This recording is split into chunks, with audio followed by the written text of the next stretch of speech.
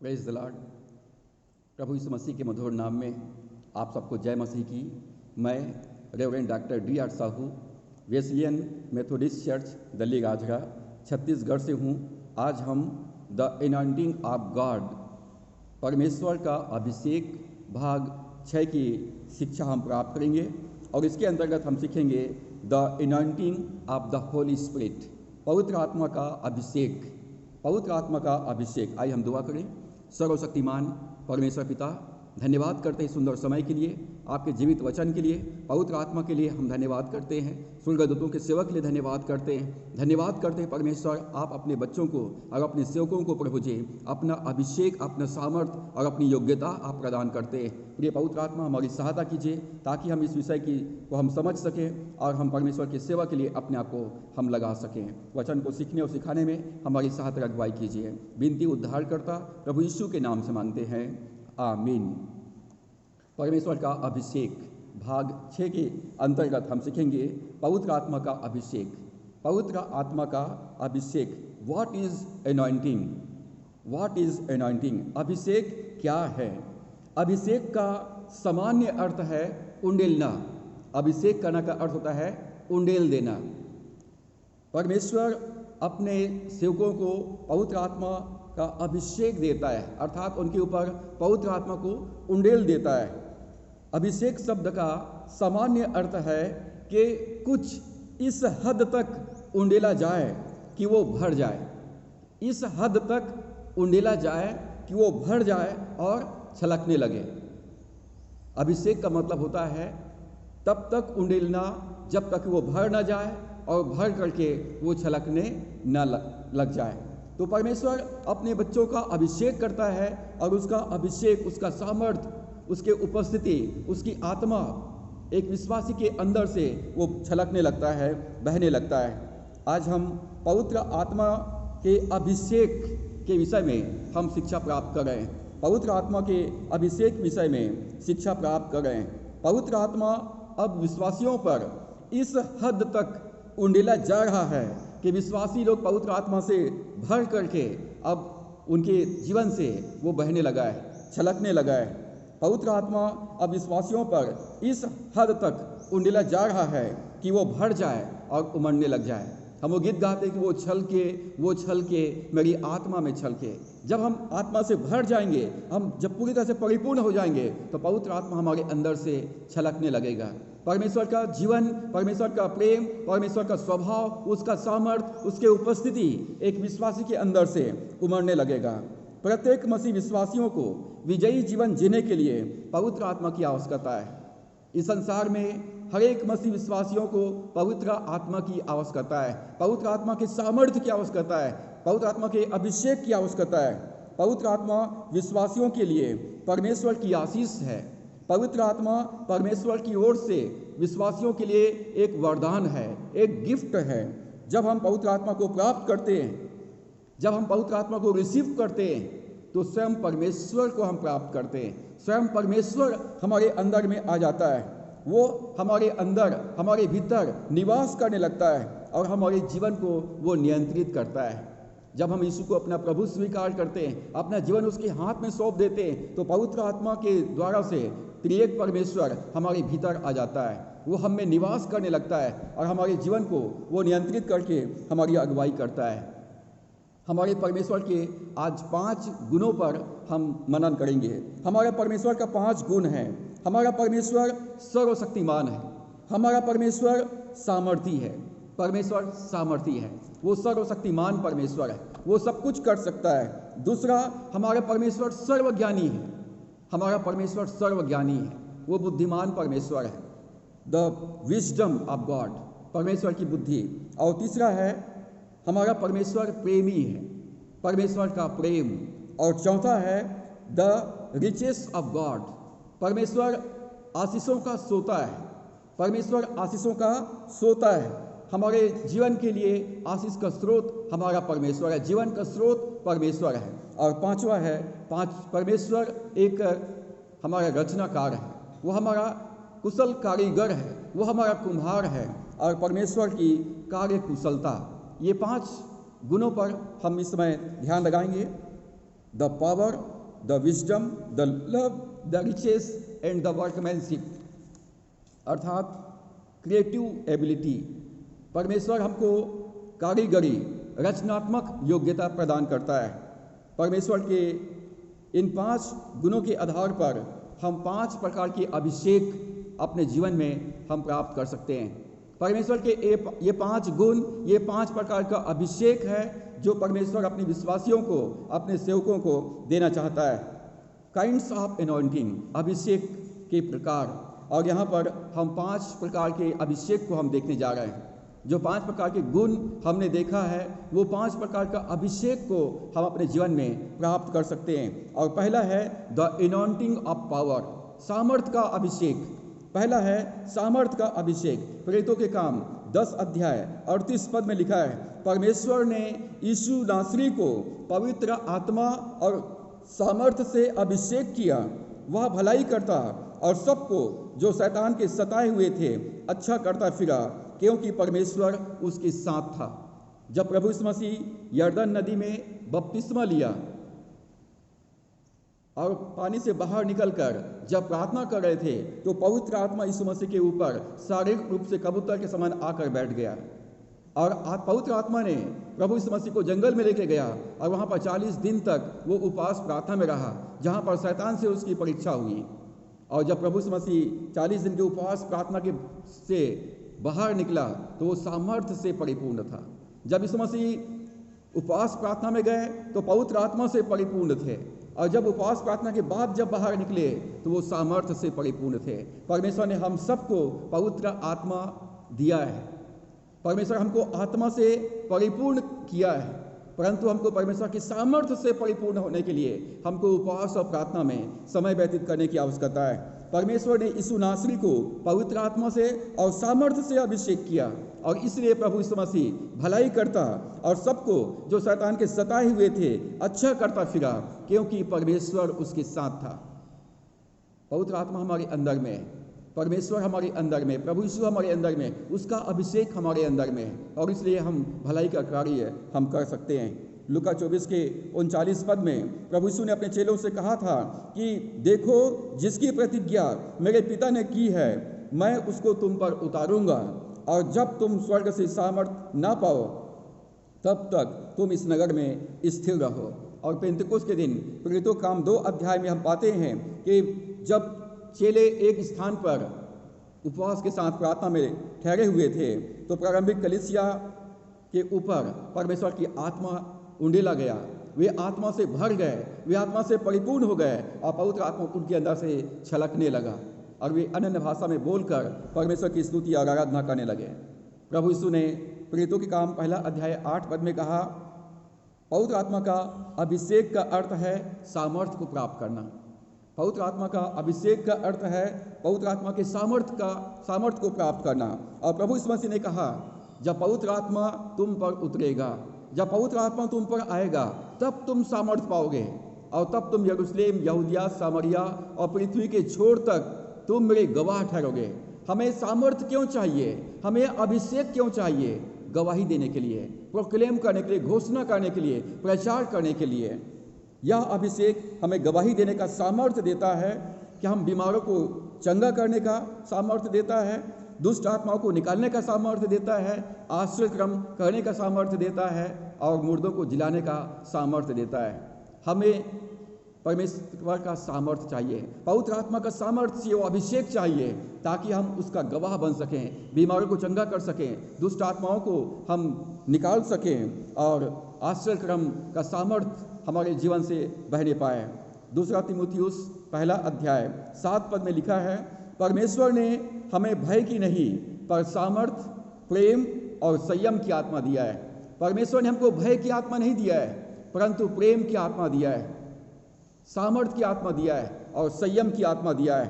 The spirit of power, the spirit of love and spirit of self control, self discipline, sound mind. अर्थात परमेश्वर ने हमको सामर्थ्य की आत्मा, प्रेम की आत्मा और संयम की आत्मा, अर्थात अनुशासन या स्वस्थ मन, साउंड स्पिरिट, साउंड माइंड, अर्थात स्वस्थ मन परमेश्वर ने हमको प्रदान किया है। परमेश्वर ने जो आत्मा हमको दिया है वो सामर्थ्य की आत्मा है, वो प्रेम की आत्मा है और वो संयम की आत्मा है कि हम अपने ऊपर, अपने शरीर के ऊपर, अपने अभिलाषाओं के ऊपर, अपने मन के ऊपर हम नियंत्रण कर सकते हैं। यह अभिषेक मनुष्य के पूरे शरीर के लिए है। परमेश्वर का यह अभिषेक हमारे पूरे शरीर के लिए है। जब एक विश्वासी पवित्र आत्मा का अभिषेक प्राप्त करता है तो उसका पूरा शरीर परमेश्वर के अलौकिक सामर्थ्य से भर जाता है। जब एक विश्वासी पवित्र आत्मा का अभिषेक प्राप्त करता है तो उसका पूरा शरीर परमेश्वर के अलौकिक सामर्थ्य से भर जाता है। हमारा सिर, which is anointing of wisdom, परमेश्वर हमारे सिर पर हमको बुद्धि का अभिषेक हमारे अंदर में रखता है। परमेश्वर हमको अपनी स्वर्गीय बुद्धि प्रदान करता है। हमारा हृदय, विच is the anointing of love, हमारे हृदय को परमेश्वर प्रेम से भर देता है। रोमियो 5:5 के अनुसार पवित्र आत्मा के द्वारा से परमेश्वर का प्रेम हमारे हृदय में डाल दिया जाता है। अब हम प्रेम कर सकते हैं अपने बैरियों के लिए, अपने बैरियों से हम प्रार्थना कर सकते हैं, अपने सताने वालों के लिए हम क्षमा कर सकते हैं, अपने अपराधियों को हम परमेश्वर को दे सकते हैं जो परमेश्वर का है। जब हमारे अंदर में प्रेम रहेगा तो हम परमेश्वर के साथ और अपने पड़ोसी के साथ हम प्रेम रख पाएंगे। हमारा घर, which is the anointing of riches, हमारा घर, हमारा निवास स्थान जहां हम रहते हैं वे सारे संसाधनों से परिपूर्ण रहेगा। जैसा मलाकी 3:10 में परमेश्वर कहता है कि सारा 10वां अंश मेरे भंडार में ले आओ, ताकि मेरे भंडार में, मेरे भवन में भोजन वस्तु रहे, और ऐसा करके मुझे परखो कि मैं तुम्हारे ऊपर अपरंपार आशीष की वर्षा करता हूँ या नहीं। मैं तुम्हारे ऊपर इतना आशीष की वर्षा करूँगा कि तुम्हारे पास रखने के लिए भी पर्याप्त जगह नहीं होगा। परमेश्वर हमारे घर को, हमारे परिवार को, हमारे निवास स्थान को आत्मिक, भौतिक और आर्थिक आशीषों से परिपूर्ण कर देता है। पवित्र आत्मा जब हमारे जीवन में आता है तो अब वो अभिषेक हमारे संपूर्ण जीवन के लिए, संपूर्ण शरीर के लिए, हमारे सिर के लिए परमेश्वर को बुद्धिमान बनाता है, हमारे हृदय के लिए कि परमेश्वर हमको अपने प्रेम से भर देता है, हमारे घर के लिए, हमारे घर में आशीष उमड़ता रहता है। और बिलीवर्स, जो विश्वासी, जो घर के हमारे मेंबर्स है, पावर ऑफ गॉड, उनके जीवन में परमेश्वर का सामर्थ्य होता है। और प्रभु यीशु मसीह ने मरकुस 16 के 18 पद में कहा, जो मुझ पर विश्वास करेंगे उनके जीवन में ये चिन्ह पाए जाएंगे कि वे मेरे नाम से दुष्ट आत्माओं को निकालेंगे, मेरे नाम से बीमारों पर हाथ रखेंगे और वे चंगे हो जाएंगे। एक एक विश्वासी के पास परमेश्वर का सामर्थ्य होगा कि वो बीमारों पर हाथ रखेंगे और यीशु के नाम में प्रार्थना करेंगे और बीमार चंगा हो जाएगा। एक मसीह विश्वासी दुष्ट आत्माओं को यीशु के नाम से आज्ञा देंगे और दुष्ट आत्मा उनके जीवन से निकल जाएंगे। जब ये बीमारों पर हाथ रखेंगे वे चंगे हो जाएंगे। प्रेरितों के काम 3 से 10 पद में हम पाते हैं, जब पतरस और यूहन्ना मंदिर में प्रार्थना करने के लिए जा रहे थे तो सुंदर फाटक के पास एक जन्म का लंगड़ा व्यक्ति बैठा रहता था, भीख मांगा करता था। पतरस और यूहन्ना जब मंदिर के सुंदर फाटक के पास पहुंचे तो वो जन्म का लंगड़ा व्यक्ति कुछ पाने की आशा से पतरस की तरफ हाथ बढ़ाया तो पतरस ने कहा, मेरे पास सोना और चांदी तो नहीं है, परंतु जो मेरे पास है मैं उसे तुझे देता हूँ। यीशु मसीह के नाम से उठ और चलने लग। वो जन्म का लंगड़ा व्यक्ति परमेश्वर की अभिषेक पतरस से होकर उस जन्म के लंगड़े व्यक्ति के पैरों में पहुंचा, उनके पैरों में जान आ गया और वो उठ करके खड़ा हो गया, वो चलने लगा, वो दौड़ने लगा और परमेश्वर की स्तुति करते हुए वो मंदिर के अंदर में जाकर प्रभु की महिमा करने लगा। जन्म का लंगड़ा व्यक्ति चंगा हुआ। कौन चंगा किया? पवित्र आत्मा के अभिषेक से वो चंगा हुआ। परमेश्वर का जीवन, परमेश्वर का अभिषेक पतरस के द्वारा से उस जन्म के लंगड़े व्यक्ति के पैरों में बहा।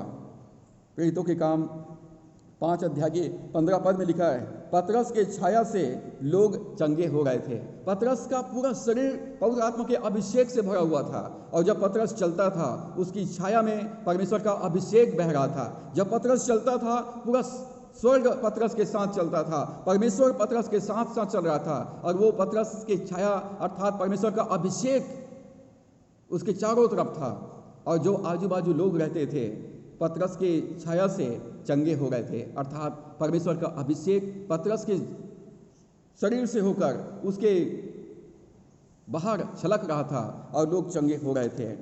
मरकुस 5 25 से 34 पद में हम पाते हैं, एक 12 वर्ष से लहू बहने वाली स्त्री ने प्रभु यीशु मसीह के वस्त्र को छू ली और वो उसी घड़ी चंगी हो गई, उसका लहू बहना बंद हो गया। प्रभु यीशु मसीह प्रार्थना में समय व्यतीत करते थे और प्रभु यीशु मसीह का पूरा शरीर परमेश्वर के अभिषेक से भरा हुआ था, और जब उसके वस्त्र को छुई तो उसके वस्त्र को छूने से वो रोगी चंगी हो गई। प्रेरितों के काम 19 अध्याय 11 और 12 पद में लिखा है, पौलुस के रुमाल और अंगूछे से लोग चंगे हो गए थे। जब पौलुस जिन वस्त्रों को इस्तेमाल करता था, जिस अंगूछे को वो इस्तेमाल करता था, जब पौलुस का पूरा शरीर परमेश्वर के अभिषेक से भरा हुआ था और उसके शरीर से लगा हुआ हर एक चीज में परमेश्वर का अभिषेक बह रहा था, और पौलुस के रुमाल से, उसके अंगूछे से बीमार चंगे हो गए थे। दूसरा राजा 13 अध्याय 20 और 21 पद हम पाते हैं, जब एलिसा भविष्यवक्ता की मृत्यु हो गई और जब उसको कब्र में रखा गया तो उसके बाजू में जो कब्र था, एलिसा के हड्डी को छूने के द्वारा से वो मुर्दा जी उठा। एलिसा के शरीर में परमेश्वर का अभिषेक था और परमेश्वर का अभिषेक जीवन देता है। मुर्दा जी उठा, जो बाजू में पहले दफनाया गया था, एलिसा के हड्डी को छूते ही मुर्दा जी उठा। यशायाह 10 अध्याय के 27 पद में लिखा है, the anointing break the yoke. अभिषेक बंधन को तोड़ता है, हमारे जीवन के सारे बंधन को, श्राप को वो तोड़ता है और हमें स्वतंत्र करता है। इफिसियों 3 के 20 में लिखा है, परमेश्वर ऐसा सामर्थी है कि हमारी विनती और समझ से कहीं अधिक काम कर सकता है। परमेश्वर सामर्थी है कि वो हमारी प्रार्थना और विनती से बढ़कर वो काम कर सकता है, और इसलिए हमको परमेश्वर का वो सामर्थ्य चाहिए। परमेश्वर ने हमको सामर्थ्य से अभिषेक किया है, परमेश्वर हमको अपने सामर्थ्य से अभिषेक किया है। रोमियो 8 के 11 पद में लिखा है कि हमारे अंदर में पुनरुत्थान की सामर्थ्य वास करता है। पुनरुत्थान की सामर्थ्य हम में वास करता है। जिस सामर्थ्य से परमेश्वर ने यीशु मसीह को मरे हुए में से जिलाया, वही पुनरुत्थान की सामर्थ्य, वही जीवन की आत्मा मेरे और आपके अंदर में काम करता है। और जब हम बीमारों पर हाथ रखते हैं, परमेश्वर का अभिषेक बहता है और बीमार चंगे हो जाते हैं। तो परमेश्वर का पहला गुण है कि वो सामर्थी है, और परमेश्वर उस सामर्थ्य से हमारा अभिषेक करता है कि इस संसार में हम सामर्थ्य के साथ सेवा कर सकें। दूसरा है द एनॉइंटिंग ऑफ विजडम, बुद्धि का अभिषेक।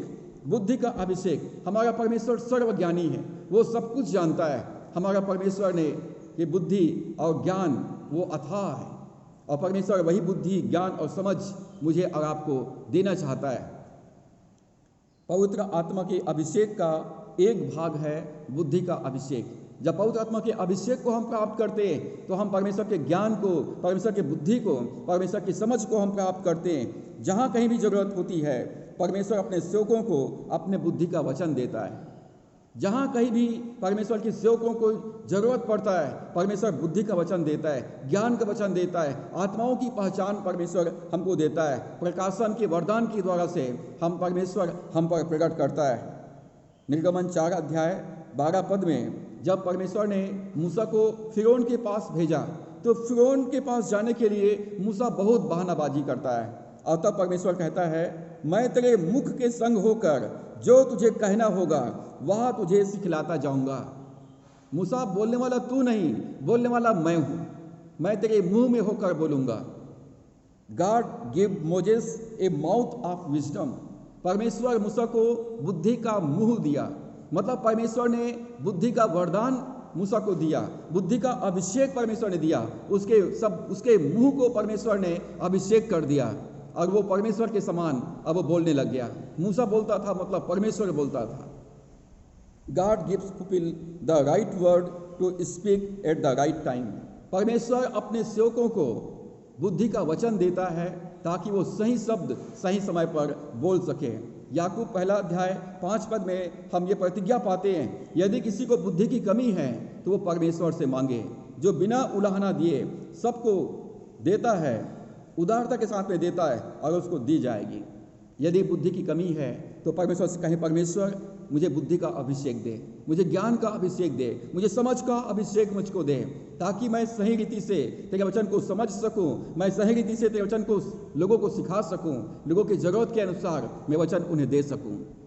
परमेश्वर हमें बुद्धि प्रदान करता है, परमेश्वर बुद्धि का अभिषेक हमको देता है, सही समय पर सही लोगों के लिए परमेश्वर हमको अपना वचन देता है। भजन 32 के 5 में लिखा है, मैं तुझे बुद्धि दूंगा, मैं तुमको बुद्धि दूंगा, और जिस मार्ग में तुम्हें चलना होगा उस मार्ग में मैं तुम्हारी अगुवाई करूंगा, मैं तुम पर कृपा दृष्टि रखूंगा और मैं तुम्हें सम्मति दिया करूंगा। परमेश्वर कहता है मैं तुम्हें बुद्धि दूंगा। परमेश्वर हमें बुद्धि देने वाला है। बुद्धि का स्रोत हमारा प्रभु यीशु मसीह है।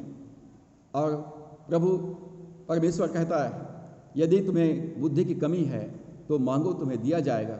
और परमेश्वर उदारता के साथ बुद्धि हमको प्रदान करेगा कि हम बुद्धिमान बन जाएं। पुराने नियम में परमेश्वर ने यूसुफ को बुद्धि का वरदान दिया। बुद्धि का आत्मा, बुद्धि का अभिषेक यूसुफ के अंदर में था, और इसलिए यूसुफ जो है स्वप्न का अर्थ बता सकता था। स्वप्नों का अर्थ वो लोगों को बता सकता था, उसका अनुवाद कर सकता था। यूसुफ ने फिरौन के स्वप्न का अर्थ बताया और उसको उपाय बताया कि फिरौन को क्या करना चाहिए, और ये बुद्धि का अभिषेक यूसुफ को मिस्र का प्रधानमंत्री बनाया। जो यहोवा का ज्ञान रखेंगे वो हियाव बांधकर बड़े काम करेंगे। और इसलिए हर एक मसीह विश्वासियों को बुद्धि का अभिषेक चाहिए ताकि हम परमेश्वर का बड़े काम कर सकें।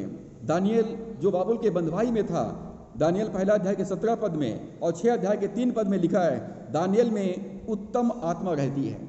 दानियल के अंदर में बुद्धि का आत्मा रहता था। परमेश्वर ने बुद्धि से अभिषेक किया था। दानियल राजाओं के उनके स्वप्न का अर्थ बताया करता था, और ये बुद्धि का अभिषेक दानियल को बाबुल में के राज्य का राज्यपाल के जैसा शासक बनाया हुआ था।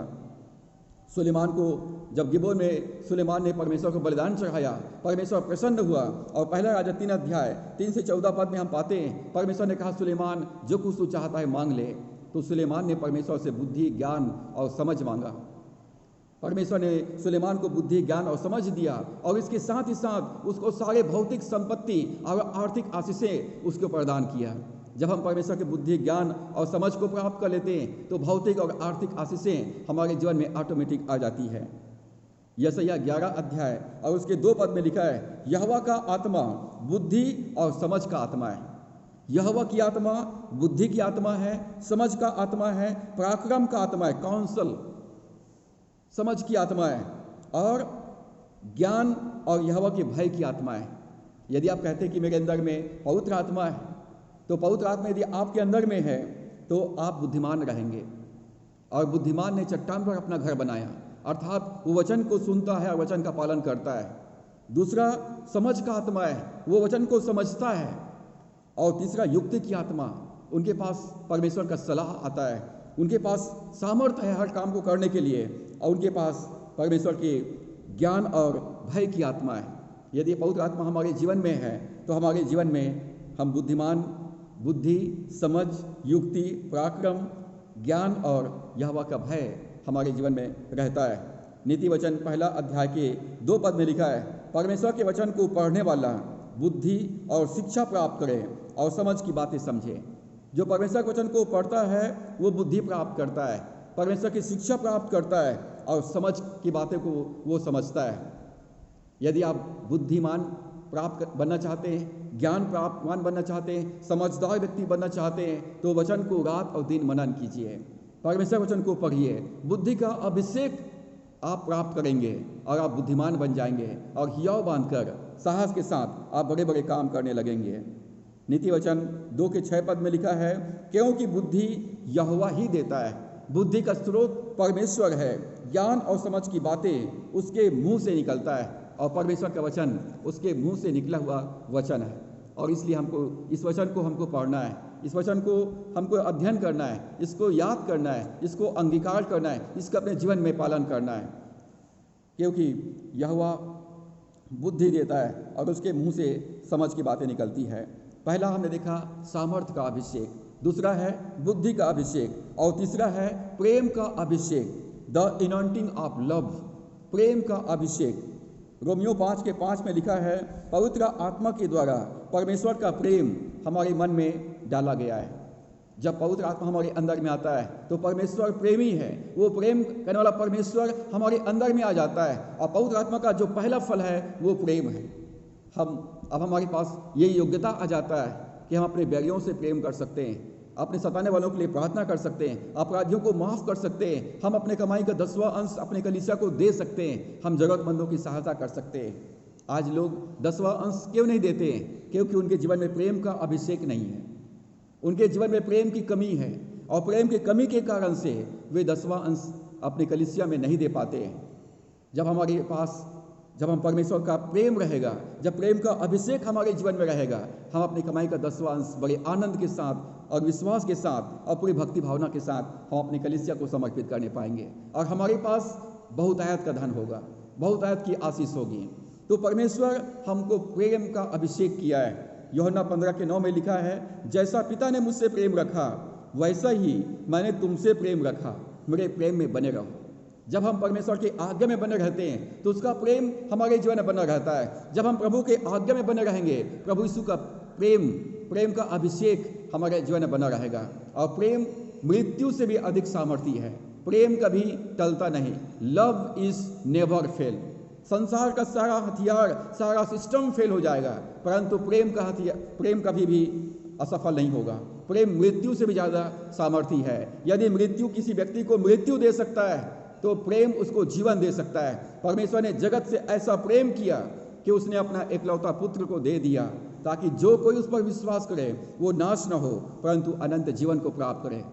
परमेश्वर ने अपने एकलौता पुत्र को दे दिया और अनेक पुत्रों को उसने प्राप्त कर लिया। मत्ती 22:37 से 39 पद में सबसे बड़ी और मुख्य आज्ञा यह है कि तू प्रभु अपने परमेश्वर से अपने सारे मन से, सारे प्राण से, सारे बुद्धि से, पूरी शक्ति के साथ प्रेम करना। और इसी के साथ दूसरी आज्ञा यह है कि तुम अपने पड़ोसी से अपने समान प्रेम करना। जब हमारे पास प्रेम का अभिषेक होता है, जब पवित्र आत्मा हमारे अंदर में आता है, जब हम नया जन्म प्राप्त करते हैं, उद्धार प्राप्त करते हैं, तब हम परमेश्वर से प्रेम करते हैं, तब अपने पड़ोसी से हम अपने समान प्रेम कर पाते हैं। लोग बहाना क्यों बनाते हैं?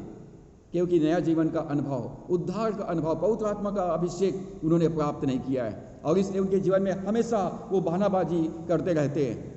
लेकिन जब परमेश्वर का प्रेम हमारे जीवन में आता है तो हम परमेश्वर को प्रेम करते हैं, अपनों से ज़्यादा, अपने माता पिता, अपने भाई बहनों, अपने बच्चों से और अपने रोजगार, अपने संसाधनों से ज़्यादा प्रेम हम परमेश्वर से करते हैं। हमारे जीवन में परमेश्वर फर्स्ट होता है, हम अपने जीवन में परमेश्वर को पहला स्थान दे पाते हैं, और परमेश्वर की आदर अपनी संपत्ति के द्वारा से हम करने पाते हैं। अपने पड़ोसी से हम अपने समान प्रेम कर पाते हैं। गलतियों 5:6 पद में लिखा है, विश्वास प्रेम के द्वारा क्रियाशील होता है। विश्वास तो हर कोई करता है, परंतु विश्वास काम क्यों नहीं करता है? विश्वास काम क्यों नहीं करता है? विश्वास कर्म बिना मरा हुआ है।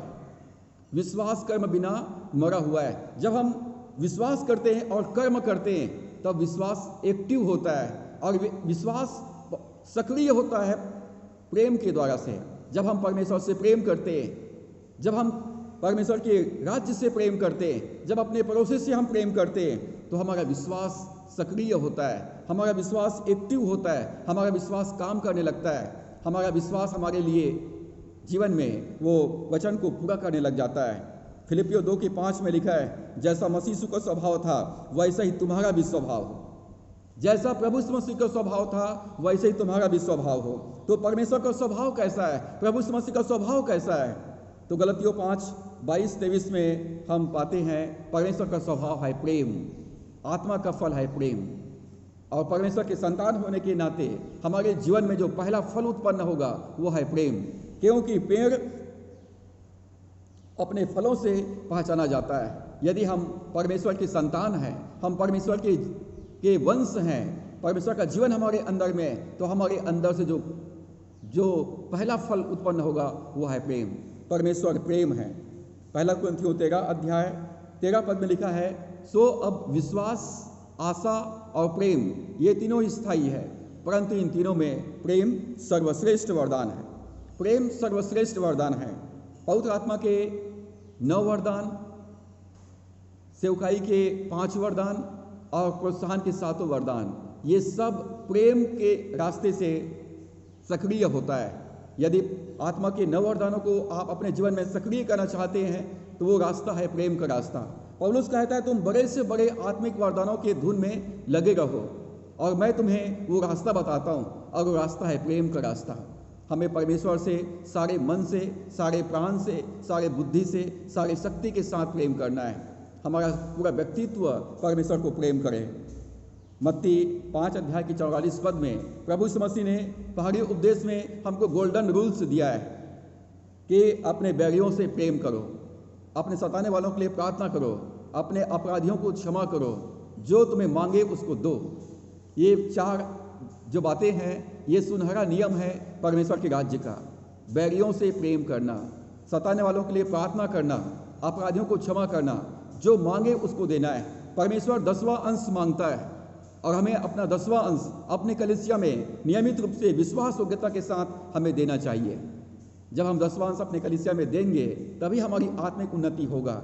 बिना 10वां अंश दिए मेरा और आपका आत्मिक उन्नति नहीं हो सकता है। यदि हम प्रेम नहीं रखते हैं तो हम ठनठनाता हुआ पीतल और झंझनाते हुए झांझ के समान हैं।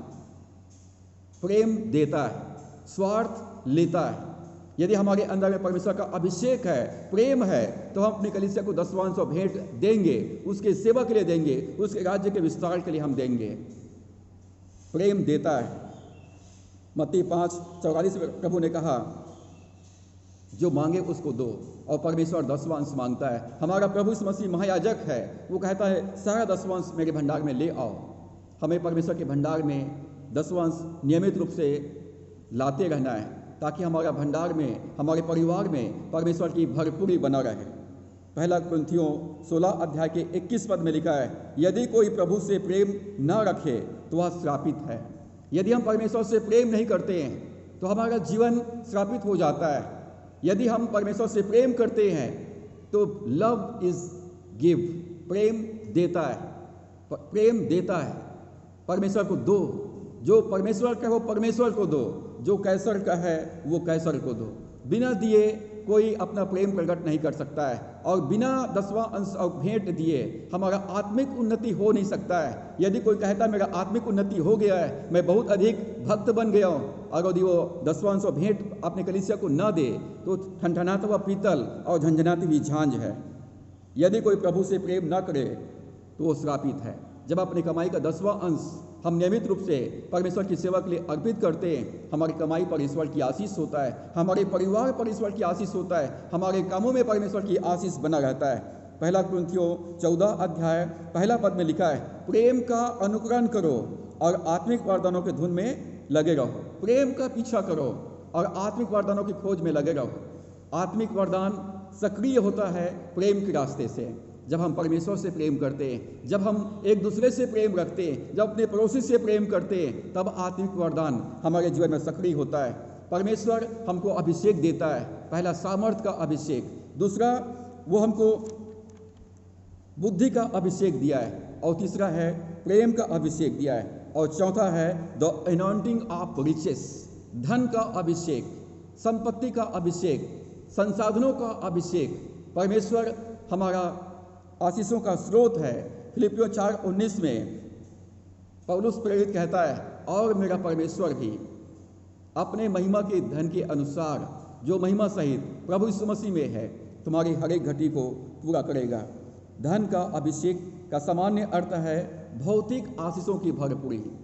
धन के अभिषेक का अर्थ है भौतिक आशीषों की भरपूरी। अभिषेक का अर्थ है ओवरफ्लोइंग, बह जाना, छलकना, उमड़ना। मेरा कटोरा उमड़ रहा है। भजन 23 में दाऊद ने कहा, मेरा कटोरा छलक रहा है, मेरा कटोरा उमड़ रहा है। आज बहुत सारे मसीह विश्वासियों का और बहुत सारे सेवकों का कटोरा खाली है। क्यों खाली है? उनका कटोरा क्यों नहीं भरा है? उनके जीवन में गरीबी क्यों है? उनके जीवन में दरिद्रता क्यों है? जबकि प्रभु यीशु मसीह परमेश्वर हमको धन से अभिषेक किया है। प्रभु यीशु मसीह ने कहा लूका 4 के 18 पद में, परमेश्वर ने कि आत्मा मुझ पर है, परमेश्वर का आत्मा मुझ पर है। परमेश्वर ने कंगालों को सुसमाचार सुनाने के लिए मेरा अभिषेक किया है ताकि वो धनवान हो जाए। यदि आप मसीह विश्वासी हैं, यदि आप प्रभु यीशु मसीह की सेवक हैं, तो ये आपका सौभाग्य है। ये मेरा सौभाग्य है कि मैं प्रभु यीशु मसीह की संतान हूँ। ये मेरा सौभाग्य है कि मैं उसका सेवक हूँ, क्योंकि परमेश्वर ने धन से मेरा अभिषेक किया है। प्रभु यीशु मसीह का अभिषेक गरीबी के सामर्थ्य को तोड़ता है। प्रभु यीशु मसीह का अभिषेक गरीबी के कीटाणु को नाश करता है। प्रभु यीशु मसीह का अभिषेक हमारे जीवन के सारे बंधन को तोड़ देता है। और यह अभिषेक टूटने का केवल एक ही रास्ता है कि यीशु को अपना प्रभु स्वीकार करें और उसके आज्ञाओं का पालन करें। मलाकी 3:10 में लिखा है, सारा 10वां अंश मेरे भंडार में ले आओ कि मेरे भवन में भोजन वस्तु रहे, और ऐसा करके मुझे परखो कि मैं तुम्हारे ऊपर अपरंपार आशीष की वर्षा करता हूं या नहीं। यदि आप चाहते हैं कि आपके घर में भरपूरी रहे, आपके परिवार में भरपूरी रहे, आपके घर में संपन्नता रहे, तो उसका उपाय है यीशु को अपना जीवन समर्पित करें, यीशु मसीह को अपना जीवन का उद्धारकर्ता प्रभु स्वीकार करें और अपने अपने कमाई का, अपनी आमदनी का सारा 10वां अंश भेंट नियमित रूप से विश्वास योग्यता के साथ, पूरे भक्ति भावना के साथ परमेश्वर की सेवा के लिए परमेश्वर के भवन में अर्पित करें। परमेश्वर कहता है, मैं अपना भंडार तुम्हारे लिए खोल दूंगा, मैं तुम्हारे ऊपर अपनी आशीष उंडेलता रहूंगा जब तक तुम्हारे पास सारे रूम भर न जाए, तुम्हारे पास रखने के लिए भी जगह नहीं होगा। परमेश्वर हम हर एक विश्वासियों का धन से अभिषेक किया है। हमारा यीशु मसीह मेरे लिए, आपके लिए, सारे मानव जाति के लिए वो कंगाल बन गया, ताकि उसे कंगाल हो जाने से हम लोग धनी हो जाएं। प्रभु यीशु ने कहा, प्रभु का आत्मा मुझ पर है, और इसलिए कि उसने कंगालों को सुसमाचार सुनाने के लिए मेरा अभिषेक किया है। पवित्र आत्मा का अभिषेक गरीबी के श्राप को तोड़ता है। आज मसीह विश्वासी लोग गरीबी का रोना रोते हैं, बहुत सारे पास्टर प्रचारक लोग गरीबी का रोना रोते हैं। यदि आप एक मसीह विश्वासी हैं, आप एक परमेश्वर के सेवक हैं, परमेश्वर ने आपको अपनी आत्मा से अभिषेक किया है, अर्थात गरीबी के श्राप को तोड़ दिया है, और परमेश्वर ने अपने स्वर्गीय संसाधन से अभिषेक किया है। प्रभु यीशु ने यूहन्ना 10:10 में कहा, मैं इसलिए आया हूं कि वे जीवन पाए और बहुतायत का जीवन पाए। दूसरा कुरिन्थियों 8:9 में लिखा है, प्रभु यीशु मसीह हमारे लिए कंगाल बन गया, हमारे लिए कंगाल बन गया कि उसके कंगाल हो जाने से हम लोग धनी हो जाएं। यदि आप एक मसीह विश्वासी हैं तो आपको धनवान होना है। आप धनवान होने के लिए अभिषेक किए गए, आत्मिक बातों में, मानसिक बातों में, भौतिक बातों में आप धनी किए गए हैं। Late the poor say I am rich, let the weak say I am strong. जो गरीब है अब वो कहे मैं धनवान हूँ, जो कमजोर है वो कहे मैं बलवान हूँ। योएल 3:10 में लिखा है, जो बलवान हो वो कहे मैं वीर हूँ। Late the weak say I am strong and let the poor say I am rich. अपने लिए कहे आई एम रिच, अपने लिए कहे I am strong in Christ, अपने लिए भविष्यवाणी करें आई एम रिच इन क्राइस्ट। मैं प्रभु यीशु मसीह में धनी किया गया हूँ, मैं प्रभु यीशु मसीह में बलवान हूँ। अपने लिए नकारात्मक बातें न बोलें। दूसरा कुरिन्थियों 9:8 में लिखा है, परमेश्वर सब प्रकार का अनुग्रह तुम्हें बहुतायत से दे सकता है, जिससे हर बात में और हर समय सब कुछ जो तुम्हें आवश्यक हो तुम्हारे पास रहे, और हर एक भले काम के लिए तुम्हारे पास बहुत कुछ हो। जब आप यीशु को अपना प्रभु स्वीकार करते हैं, जब अपने कमाई का 10वां अंश और भेंट प्रभु को अर्पित करते हैं, परमेश्वर सब प्रकार का अनुग्रह, सब प्रकार की योग्यता, सब प्रकार का अभिषेक बहुतायत के साथ में दे सकता है, ताकि मेरे और आपके पास हर समय सब कुछ जो हमारे लिए आवश्यक है हमारे पास रहे, हर एक भले काम के लिए हमारे पास भरपूरी के साथ में हो। हमारा कटोरा उमड़ता रहेगा, हमारा कटोरा कभी भी खाली नहीं रहेगा। परमेश्वर हमें सब प्रकार का अनुग्रह बहुतायत के साथ में दे सकता है। परमेश्वर का अभिषेक गरीबी के श्राप को तोड़ता है, और परमेश्वर ने द अनॉइंटिंग ऑफ रिचेस, अपने सारे भौतिक संसाधनों से, आर्थिक संसाधनों से हमारा अभिषेक किया है। अब प्रभु यीशु मसीह में मैं धनवान किया गया हूँ। जो गरीब है, जो कंगाल है, वो कहे मैं धनवान हूँ। इफिसियों 2:10 में लिखा है, क्योंकि हम उसके बनाए हुए हैं और मसीह यीशु में उन भले कामों के लिए सृजे गए। हम भले कामों के लिए नया जन्म प्राप्त किए। परमेश्वर ने भले कामों के लिए हमको इस संसार में रखा है, और भले काम करने के लिए परमेश्वर ने हमको सारे संसाधनों से अभिषेक किया है, सारे संसाधनों से परमेश्वर ने हमको परिपूर्ण किया है, और इसलिए हमको भलाई का काम करना है। परमेश्वर के काम के लिए देना, जरूरतमंदों को देना, सेवकों को देना, ये भले कार्य है। मत्ती 5:16 में प्रभु ने कहा, तुम पृथ्वी के नमक हो, इस संसार को स्वादिष्ट करो, तुम जगत की ज्योति हो, इस संसार में उजियाला लाओ।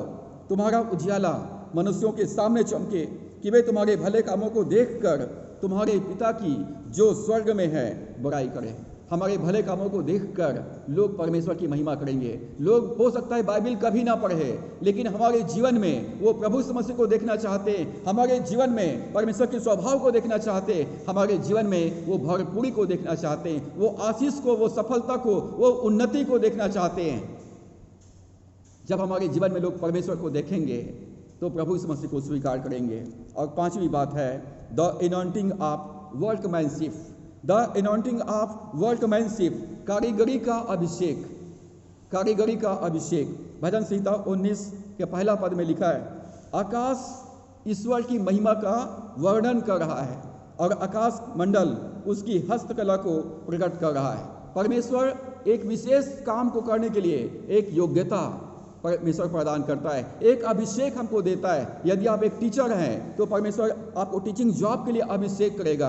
यदि आप मैकेनिक हैं तो परमेश्वर मैकेनिज्म के लिए आपको अभिषेक करेगा। यदि आप प्रचारक हैं तो परमेश्वर प्रचारक के लिए अभिषेक प्रदान करेगा। यदि आप गृहिणी हैं तो गृह कार्य के लिए परमेश्वर आपका अभिषेक करेगा। परमेश्वर हर एक को विशेष काम को पूरा करने के लिए अपने आत्मा का अभिषेक देता है, योग्यता प्रदान करता है। आकाश मंडल परमेश्वर का महिमा का वर्णन कर रहा है, उसकी हस्तकला को प्रकट कर रहा है। भजन संहिता 139 और उसके 14 पद में दाऊद कहता है, मैं तेरा धन्यवाद करूंगा इसलिए कि मैं भयानक और अद्भुत रीति से रचा गया हूँ। दाऊद कहता है मैं तेरा धन्यवाद करता हूँ क्योंकि मैं भयानक, वंडरफुल, अद्भुत रीति से तूने मेरी रचना किया है, तेरे काम आश्चर्य हैं और इसे मैं भली भांति जानता हूँ। हमारा परमेश्वर अद्भुत रचनाकार है, हमारा परमेश्वर अद्भुत रचनाकार है। हमारे रचे जाने से पहले परमेश्वर ने हमारे बारे में जीवन की पुस्तक में सारी बातें लिखा और दिन प्रतिदिन माँ के गर्भ में हम जब रचे जा रहे थे, बनाए जा रहे थे, परमेश्वर हमको देख रहा था। निर्गमन 31 अध्याय के 1 से 11 पद में हम पाते हैं, परमेश्वर ने मूसा से कहा, मूसा को मिलाप वाले तंबू बनाने का पूरा नमूना दिखाया।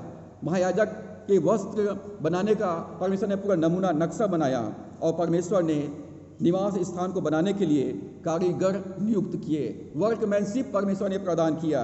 परमेश्वर बसलेल को, ओलीहाब को और जितने काम करने वाले थे उन सभी कारीगरों को अभिषेक किया और उन्होंने वैसे ही निवास स्थान बनाया, निवास स्थान के सामानों को बनाया और महायाजक के वस्त्रों को वैसे ही बनाया जैसा परमेश्वर ने मूसा को दिखाया था। और इस काम को करने के लिए परमेश्वर ने बसलेल को, ओलीहाब को और सारे काम करने वाले कारीगरों को अभिषेक किया था। पद 3 में लिखा है, और मैं उसको परमेश्वर की आत्मा से जो बुद्धि, प्रवीणता, ज्ञान और सब प्रकार के कार्यों की समझ देने वाली आत्मा है परिपूर्ण करता हूँ। आप जिस काम में लगे हुए हैं उस काम को करने के लिए परमेश्वर का अभिषेक चाहिए। आप एक गृहिणी हैं, गृह कार्य के लिए परमेश्वर का अभिषेक चाहिए। आप एक शिक्षक हैं, शिक्षकीय कार्य के लिए आपको अभिषेक चाहिए। आप एक परमेश्वर के पासबान हैं या प्रचारक हैं, आपको पासबानी सेवकाई के लिए अभिषेक चाहिए, प्रचारकी सेवकाई के लिए अभिषेक चाहिए। और यदि आप मैकेनिक हैं या इंजीनियर हैं तो इंजीनियरिंग काम के लिए परमेश्वर का अभिषेक चाहिए। परमेश्वर से कहे, परमेश्वर मेरा अभिषेक कर। आप एक कृषक हैं तो कृषि कार्य के लिए अभिषेक चाहिए। हर कामों के लिए परमेश्वर का अभिषेक चाहिए ताकि आप अपना काम एकदम परफेक्ट रीति से कर सकें। आपके कामों की लोग सराहना करें, आपके पकाए हुए भोजन की लोग सराहना करें, आपके शिक्षकीय कार्य की लोग अभिषेक का लोग सराहना कर सकें। परमेश्वर सेवकों को सेवकाई की आवश्यकता के अनुरूप विशेष योग्यता प्रदान करता है। परमेश्वर अपने सेवकों को सेवकाई की आवश्यकता के अनुरूप अभिषेक देता है। परमेश्वर हमको 5 प्रकार का अभिषेक देता है। पहला, परमेश्वर हमको सामर्थ्य का अभिषेक देता है और पौलुस फिलिपियों 4:13 में कहता है, जो मुझे सामर्थ्य देता है मैं उसमें सब कुछ कर सकता हूँ। दूसरा, परमेश्वर हमें बुद्धि का अभिषेक देता है। हम बुद्धिमान बनते हैं ताकि हम बुद्धिमानों को लज्जित कर सकें। परमेश्वर हमको प्रेम का अभिषेक देता है कि हम परमेश्वर की से प्रेम कर सकें और अपने पड़ोसी से अपने समान प्रेम कर सकें। परमेश्वर हमको धन का अभिषेक देता है ताकि हम भले काम कर सकें, ताकि हम भलाई को प्रकट कर सकें। परमेश्वर हमको वर्कमैनशिप का अभिषेक देता है, कारीगरी का अभिषेक देता है, कार्य कुशलता का अभिषेक देता है कि हम अपने कामों को सिद्धता के साथ, परफेक्शन के साथ हम कर सकें। सो परमेश्वर हमारी सहायता करें और परमेश्वर से कहें, परमेश्वर मुझे सामर्थ्य का अभिषेक दे, मुझे बुद्धि का अभिषेक दे, मुझे प्रेम का अभिषेक दे।